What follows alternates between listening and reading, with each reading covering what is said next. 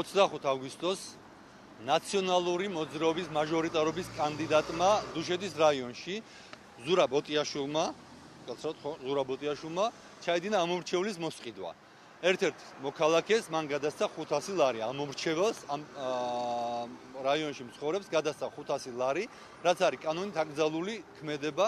ამის შესახებ ინფორმაცია გავიდა ტელევიზიებში, მოწმეები არიან, რომლებმაც დაადასტურეს ტელევიზიებში, თვითონაც არ უარყო ყოველ შემთხვევაში, არაპირდაპირ აღიარებაც გააკეთა ზურაბ ოტიაშვილმა, რომ მან ჩაიდინეს ბრჭყალებში კარგი ქმედება, მას აქვს უფლება ჩაიდინოს კარგი ქმედებები, ჯიგრული ქმედებები ბრჭყალებში ისევ დაეხმაროს ვისაც უნდა, ოღონდ მას არ აქვს უფლება ამ შემთხვევაში იყოს კანდიდატი და იყოს მონაწილეობა მიიღოს არჩევნებში. მე შეგახსენებთ ანალოგიას, როდესაც რამდენიმე თვის წინ ქუთაისში დაიჭირეს ქართული ოცნების 3 ახალგაზრდა წევრი, ესენი არიან მიხეილ მესხი, ამაშუკელი და ჩხენკელი, რომლებმაც უბრალოდ დანაშაული კი არ ჩაიდინეს, არასწორად მიუთითეს მოქალაქეებს, თუ როგორ უნდა შეეცვლოთ ბუკლეტები და ეს მითითება იყო არასწორი.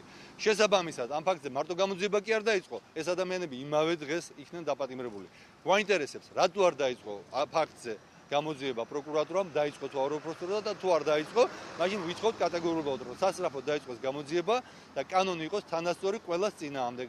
კანონი იყოს თანასწორი ქართული ოცნების წევრების წინააღმდეგაც, კანონი იყოს თანასწორი ნაციონალური მოძრაობის წევრების წინააღმდეგაც და შესაბამისად ზურაბ ოტიაშვილმა აგოს პასუხი კანონის წინაშე, იმიტომ რომ მან ჩაიდინა დანაშაული. პროკურატურაში, იმიტომ რომ არის ამ შემთხვევაში მომხდარი დანაშაული და დანაშაულზე რეაგირება არის პროკურატურის და შინაგან საქმეთა სამინისტროს საქმე. შემდეგი ადრესატი ჩვენ გვყავს ცხადია ბატონი გიორგი ბოკერია, უწყებათა შორის კომისიის თავმჯდომარე, თუ რაც მდივანი, რაც ქვია. შემდეგი არის ხარატიშვილი, რომელიც არის ცენტრალური საარჩევნო კომისიის თავმჯდომარე, ასე რომ ყველა შესაბამის უწყებას მივმართავთ ამ ფაქტზე.